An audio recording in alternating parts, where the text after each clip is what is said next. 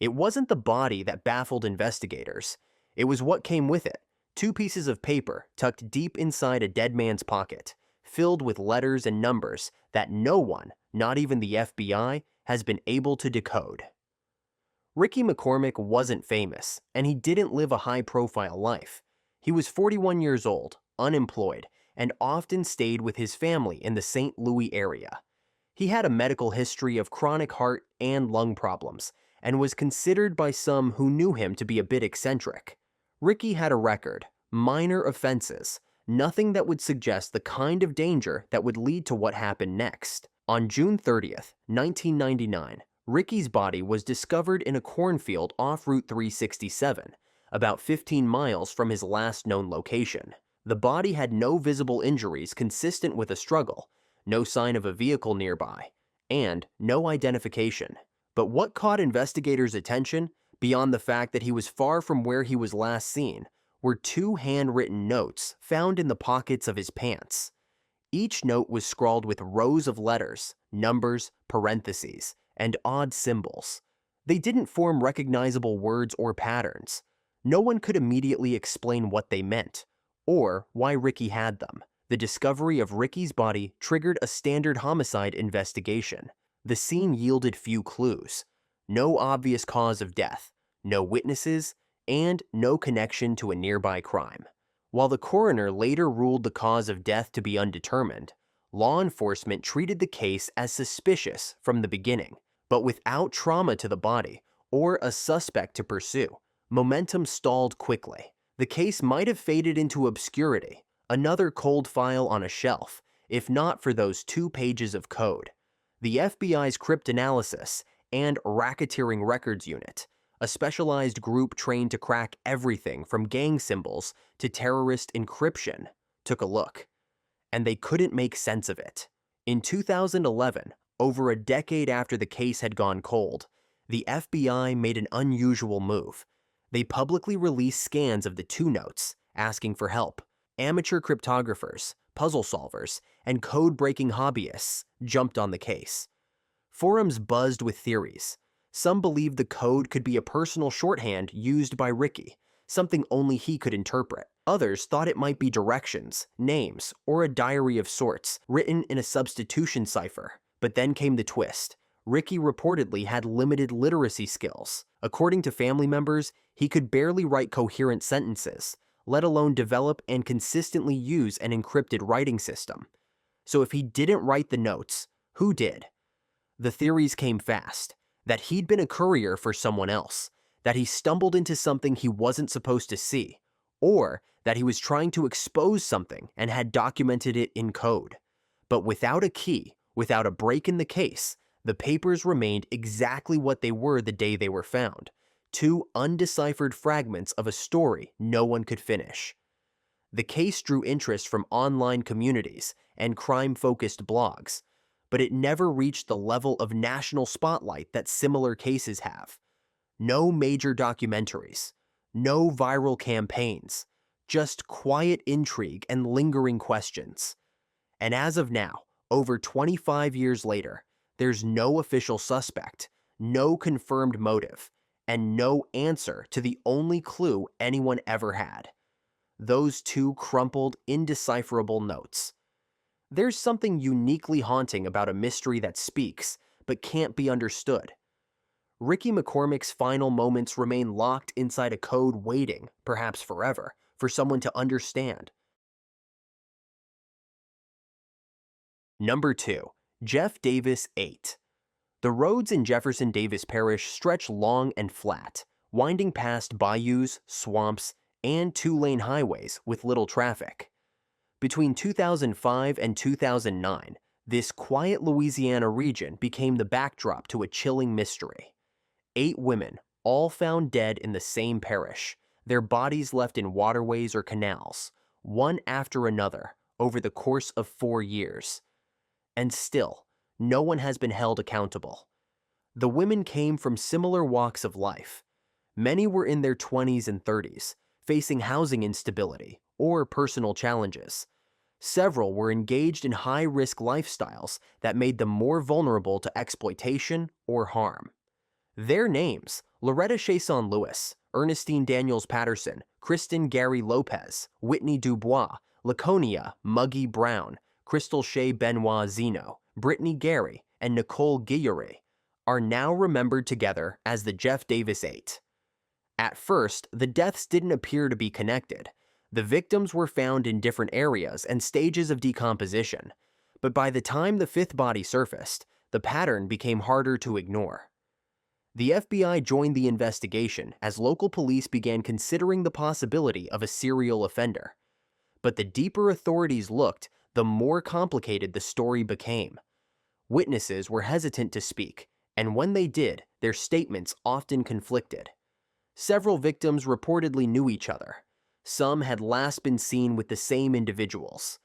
In at least one case, a woman had previously worked with law enforcement as a confidential informant. That detail shifted the narrative. Rumors began to circulate, not just about a killer, but about the people responsible for solving the crimes.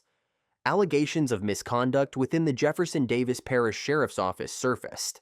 A few deputies were dismissed or reassigned. Some were accused of mishandling evidence or having personal connections to the victims themselves. One frequently mentioned name was a known local figure involved in the underground economy.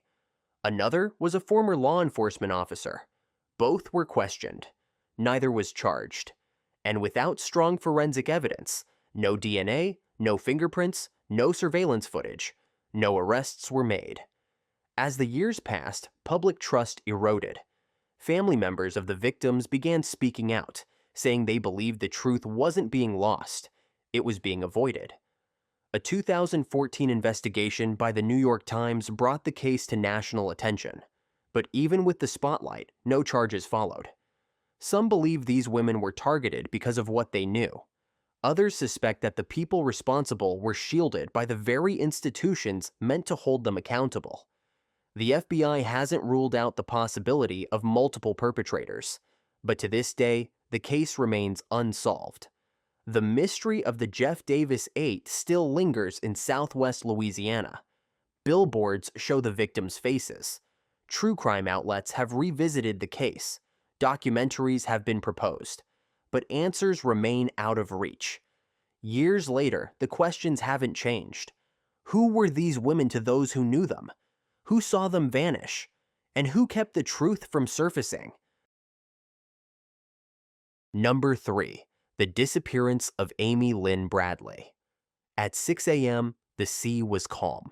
The Royal Caribbean cruise ship Rhapsody of the Seas drifted quietly off the coast of Curaçao. A balcony door creaked open, and then Amy Lynn Bradley was gone. Amy was 23 years old, a college graduate from Virginia. Athletic, social, and independent, she had just accepted a new job and was looking forward to a fresh chapter. The cruise was meant to be a family vacation, a chance to relax before life moved forward. She boarded with her parents and brother on March 21, 1998. It would be the last time they saw her. The night before her disappearance, Amy had been at the ship's nightclub. Surveillance footage and eyewitness accounts confirmed she had danced with a member of the ship's live band. Her brother last saw her around 5:30 a.m., resting on the balcony of their cabin. But by 6 a.m., when her father looked in, Amy was gone, without a sound. There were no signs of a struggle, no note, no indication she had left voluntarily. Her shoes, ID, and cigarette lighter were still in the room. The initial assumption by cruise staff? That she may have accidentally fallen overboard. But her family wasn't convinced. Amy was a trained lifeguard and a strong swimmer.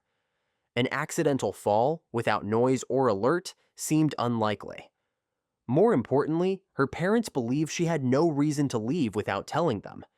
And the ship wasn't at sea. It was docked at the time. Despite their concerns, the ship wasn't searched immediately. According to later reports, public announcements were delayed, and passengers were allowed to disembark before any coordinated investigation began. That early window, when someone might have noticed a critical detail, closed quickly. Once the Bradleys returned to the U.S., the FBI joined the investigation. The theory began to shift.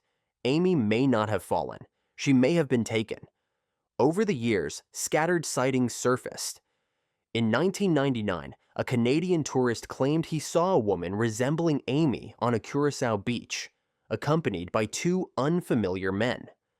Another witness described an encounter in a Caribbean establishment where a woman reportedly identified herself as Amy before being quickly led away.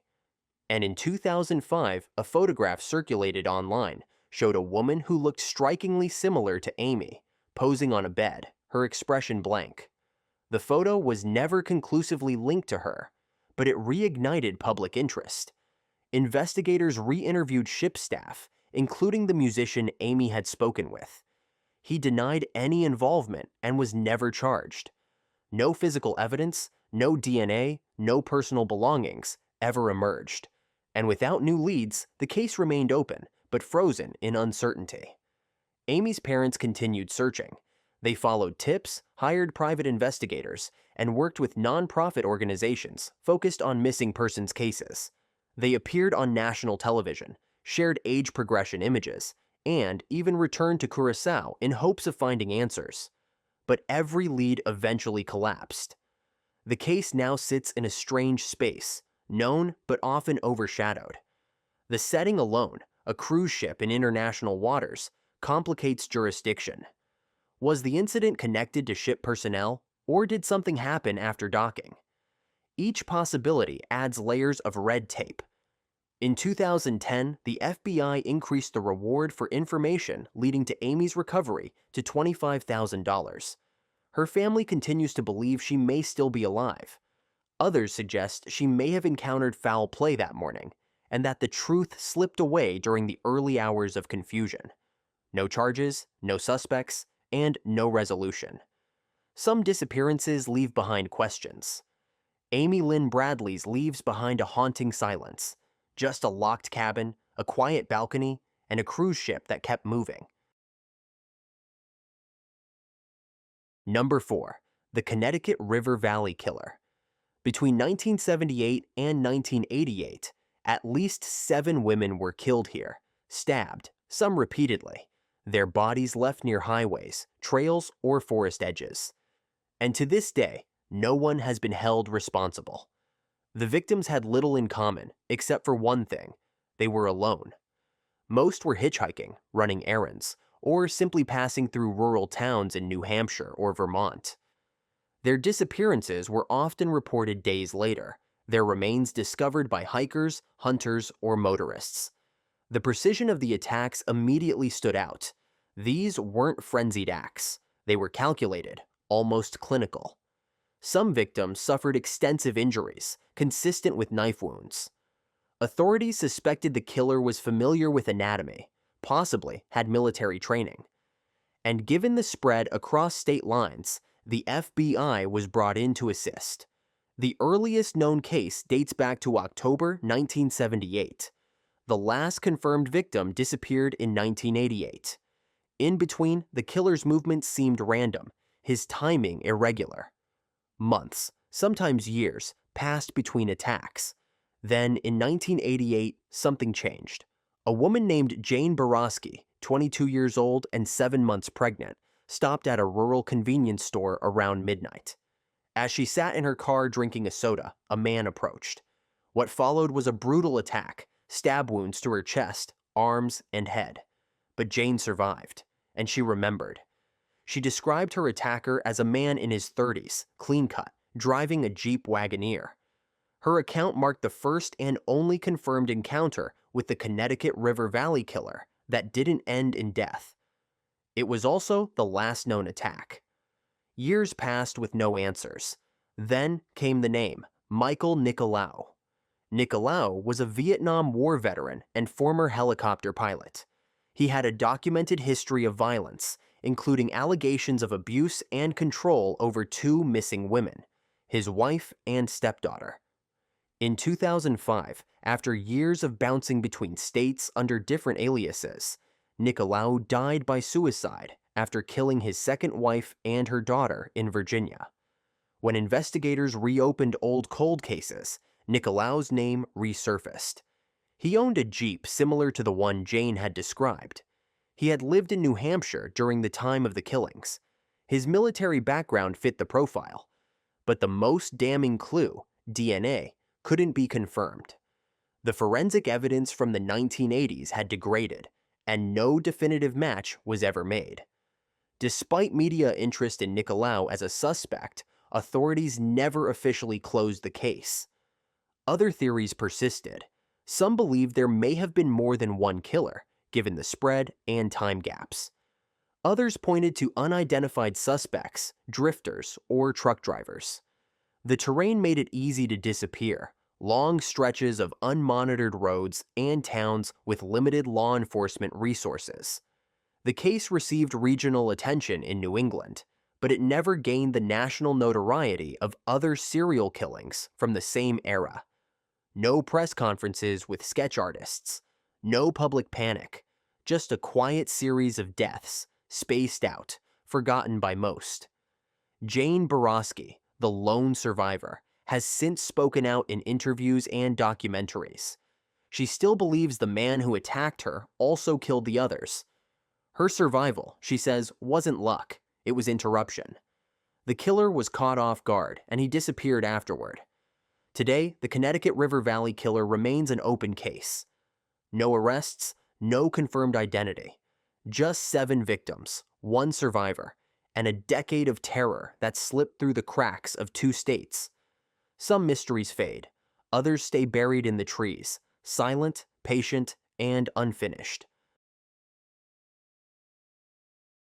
Number 5. The Colonial Parkway Murders. The Colonial Parkway in Virginia was built for scenic drives, miles of quiet roadway connecting historic towns like Jamestown, Yorktown, and Williamsburg. But between 1986 and 1989, that peaceful stretch of road became the backdrop for something far more sinister. 4 young couples, all either murdered or vanished within a 3-year span. It began in October 1986. Kathy Thomas and Rebecca Dowski were found in their car near a pull-off along the parkway. The windows were rolled up. The vehicle had been pushed partway down an embankment. Both women had been strangled. There were signs of blunt force trauma, and one of the victims had plastic around her neck. The scene suggested precision, not chaos. Then it happened again. In September 1987, David Nobling and Robin Edwards went missing after visiting a beach parking area.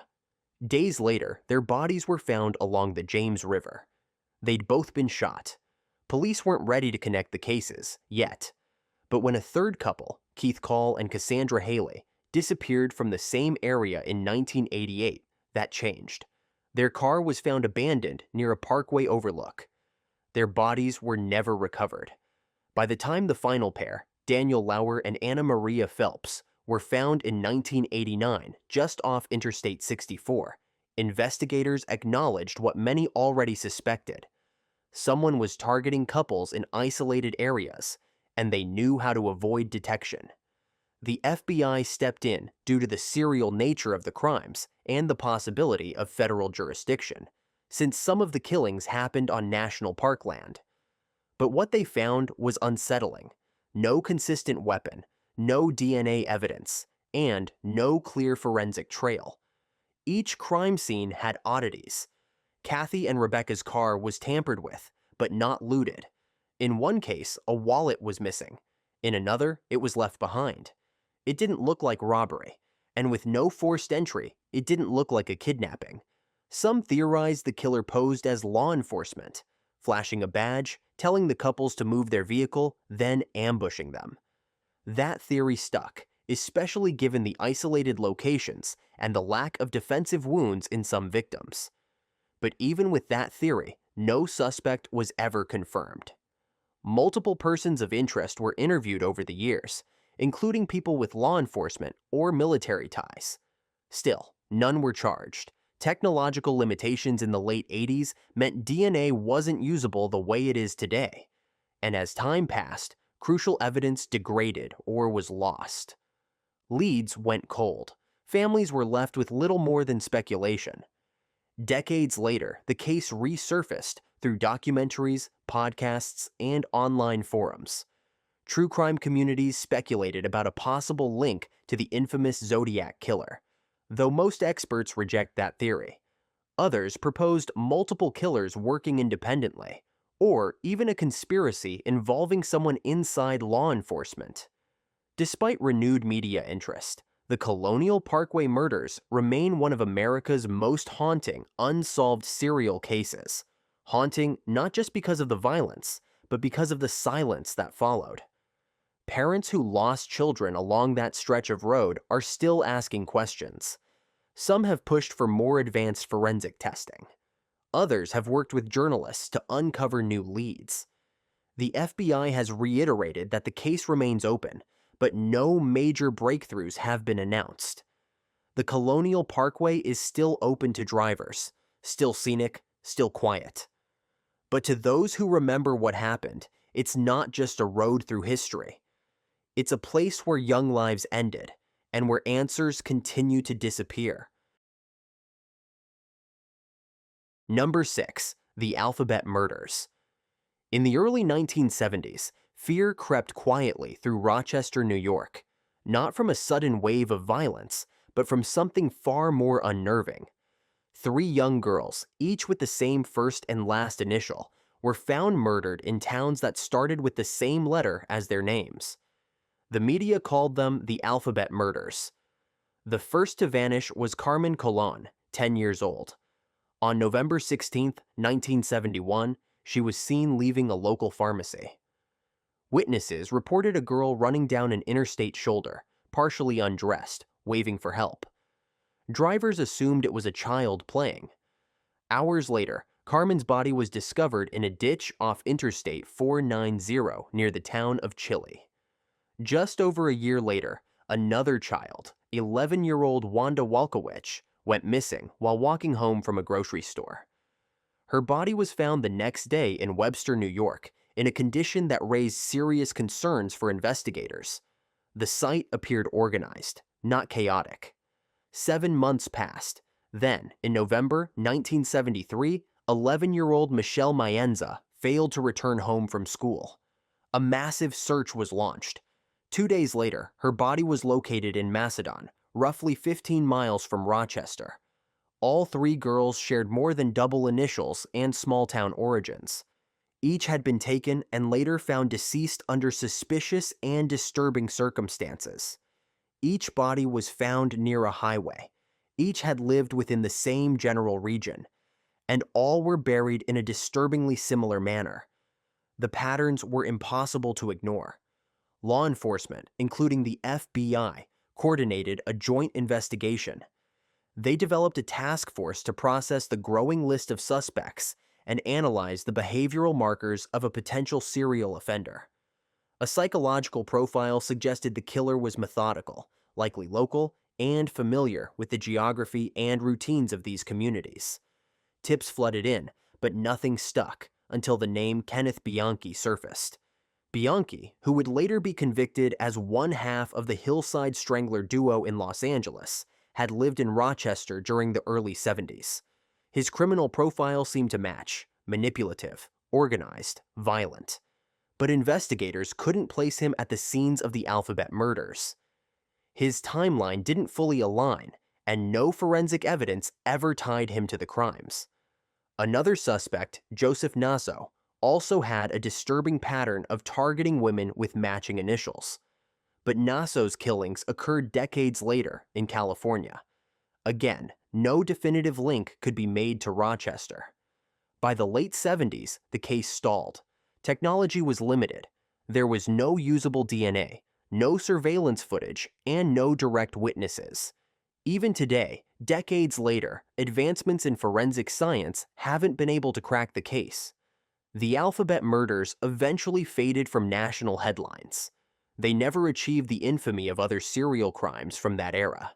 But for families in upstate New York, the pain never left. The eerie precision of the initials, the youth of the victims, the lack of resolution. It all lingers. Investigators haven't ruled out the possibility that more victims exist, either undiscovered or misclassified. The original 3 cases remain open with local authorities and the FBI. They're re-reviewed periodically, especially when new forensic tools become available. Today, what's left are theories, some plausible, others speculative. Was the killer a former school employee, a drifter, a predator who changed his pattern just enough to escape detection? The mystery remains unsolved. No arrests, no confirmed suspect. Just 3 names: Carmen, Wanda, Michelle, and the towns that mirrored them in the most chilling way possible. Sometimes a killer leaves a pattern, but a pattern alone isn't enough to find the person behind it. Number 7. The Bible Belt Strangler. The bodies began appearing along highways, quiet stretches of road tucked between Tennessee, Arkansas, Kentucky, and Mississippi.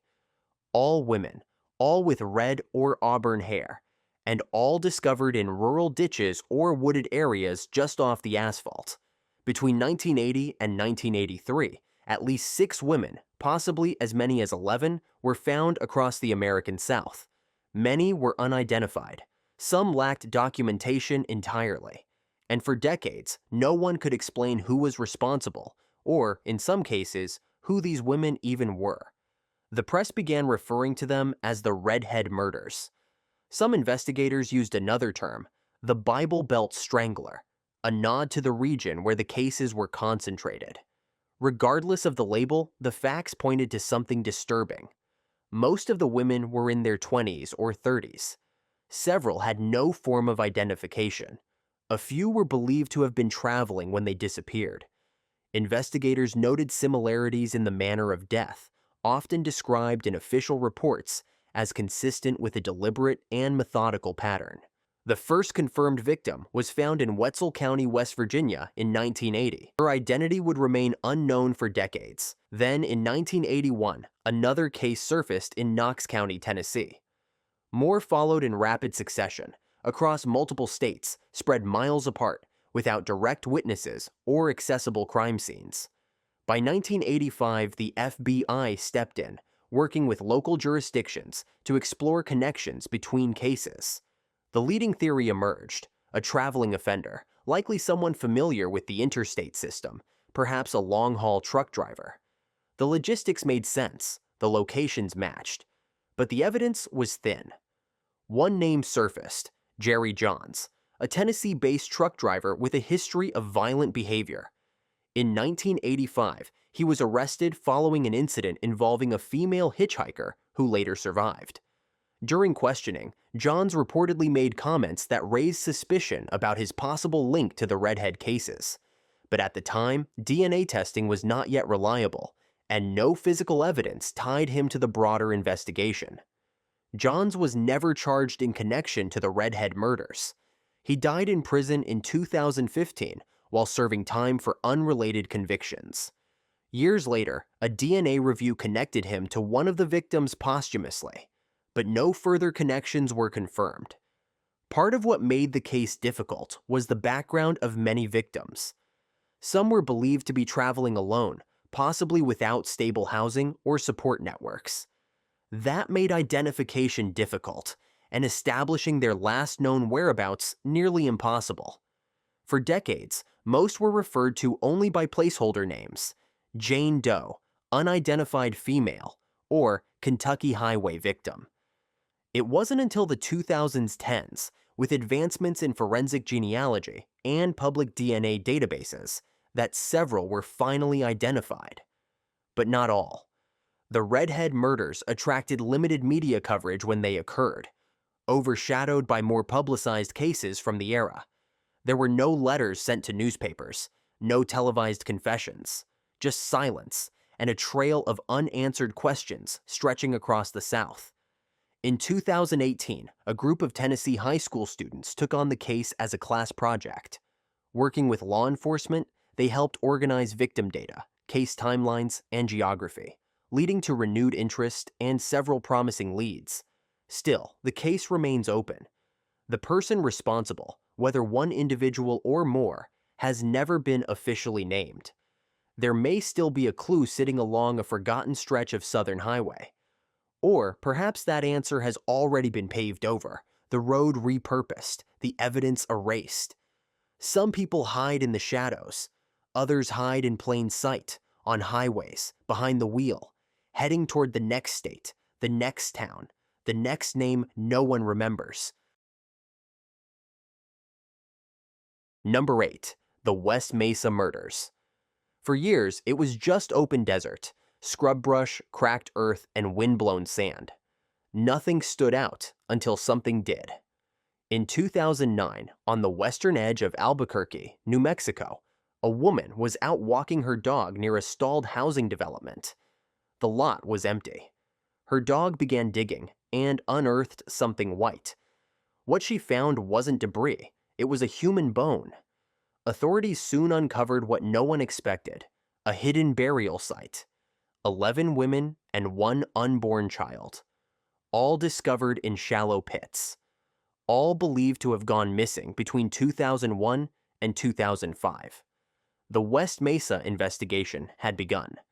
Most of the individuals identified were women in their 20s and 30s. Some had been reported missing years earlier, but their cases lacked leads or had faded from attention. Their families had searched, posted flyers, asked questions, for years with no answers. Now they were all found in one place. The location had been carefully chosen, remote, undeveloped, and away from public view. It was only because of a random discovery that the site was uncovered at all. Local police and the FBI launched a joint investigation. Forensic teams worked under difficult conditions to recover remains and preserve evidence. Identification came slowly, through dental records, DNA, or matching missing persons reports. But what the site revealed in victims, it lacked in suspects. There was no physical evidence to identify a perpetrator, no items left behind, no confirmed eyewitnesses, and no cameras in the area at the time.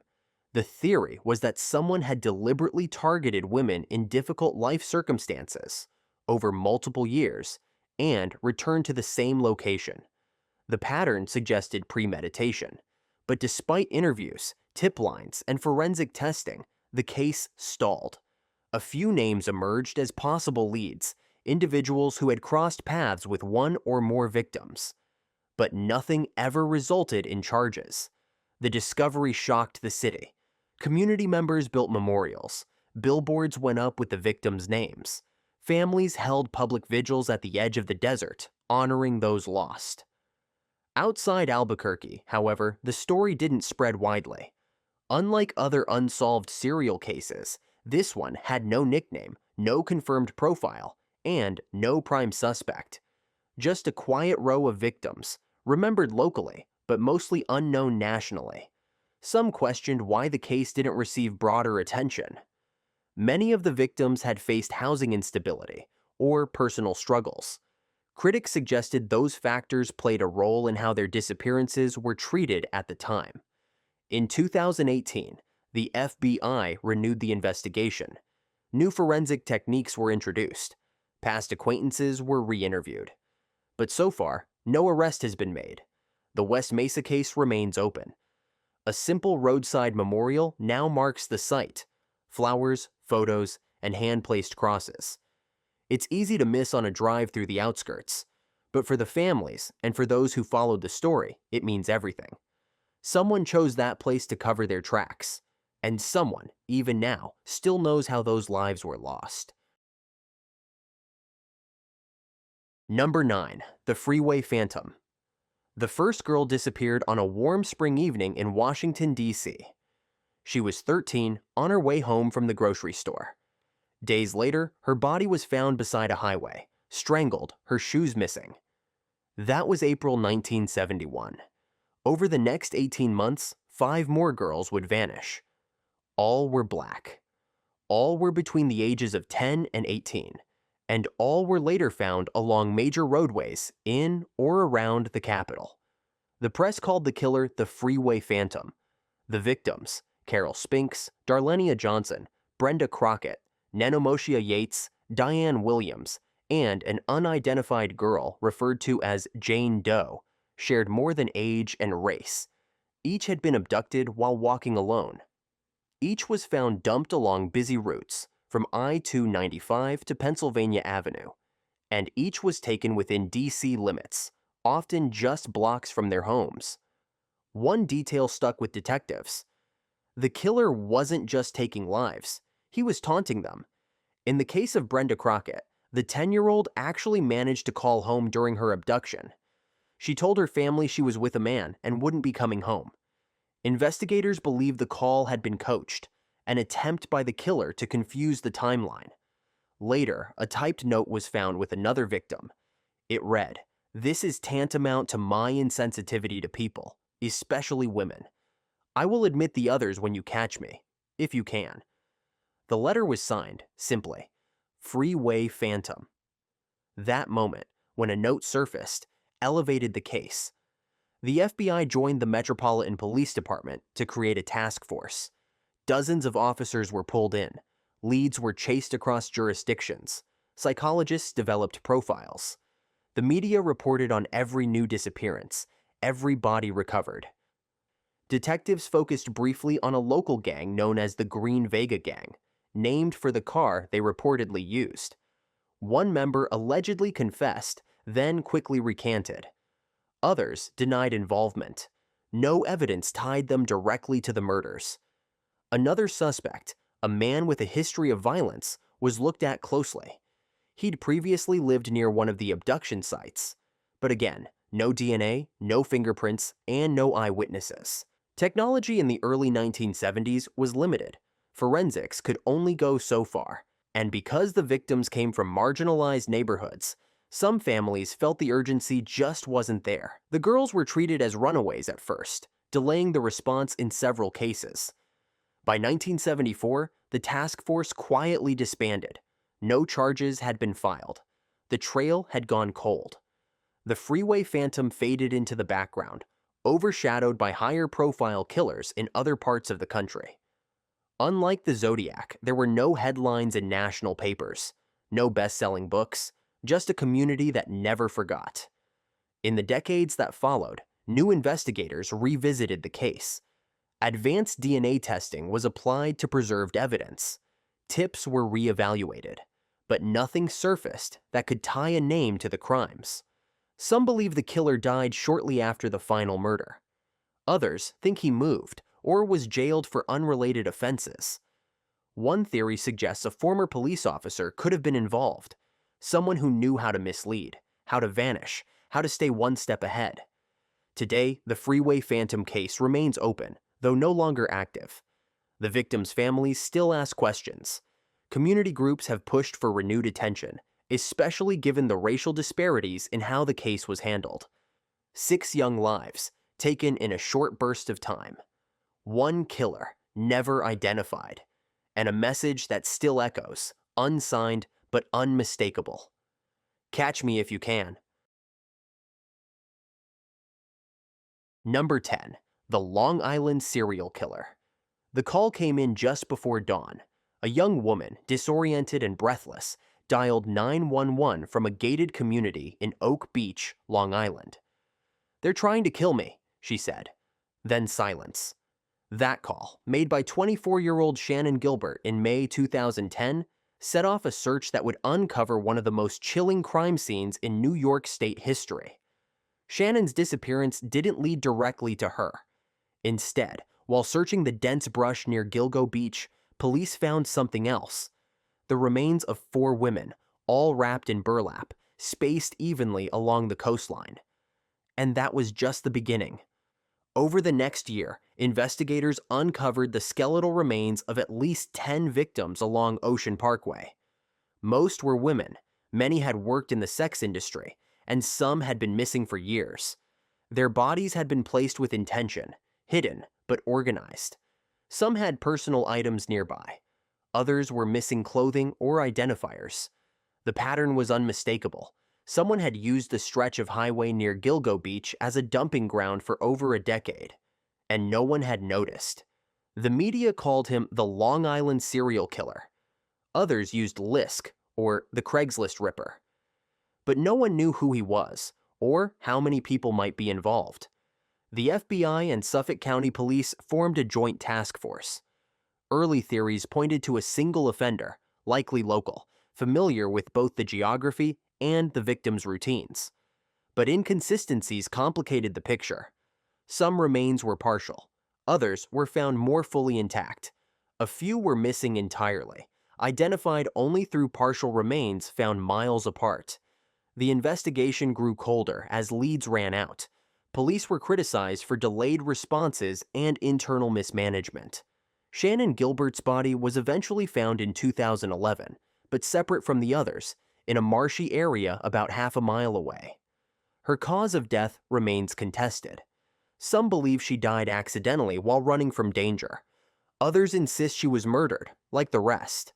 Then, more than a decade later, something shifted. In 2023, authorities arrested Rex Hoyerman, a 59-year-old Manhattan architect who lived just miles from the beach. Using cell phone records, burner phones, DNA, and digital evidence, investigators charged him with the killings of 4 of the women. His profile shocked many. He was a family man, a business owner, someone who had flown under the radar for years.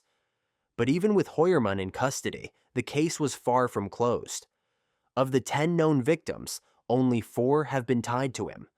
Others, women like Jessica Taylor, Valerie Mack, and an unidentified toddler found near her mother, remain in a gray area. Were they killed by the same person? Or was Gilgo Beach the work of more than one predator? Forensic experts are still working through old evidence, retesting degraded samples with modern tools. Investigators continue to comb through timelines, comparing digital footprints and victim histories. And the FBI remains involved, cautious, careful, and aware that more names may still surface. The case drew regional and national attention after 2010, with renewed media interest following the 2023 arrest. Documentaries, podcasts, and web sleuths have speculated for years. But despite the publicity, it's never become a household name. Perhaps because so many of the victims lived on the margins, forgotten until they were gone. Today, Gilgo Beach is still quiet. Wind cuts across the sand dunes. A wooden boardwalk stretches along the shore. But just beyond the guardrails, in the overgrown thickets, the shadows of a decade-long killing spree remain. One man is behind bars, but the question lingers, did they catch the Long Island serial killer, or just one of them? And with that, we've reached the end of the video. If you've made it this far, don't forget to like, subscribe, and tap the notification bell so you're the first to know when the next case drops. Let me know in the comments where you're watching from, and which case stuck with you the most. Thanks for watching.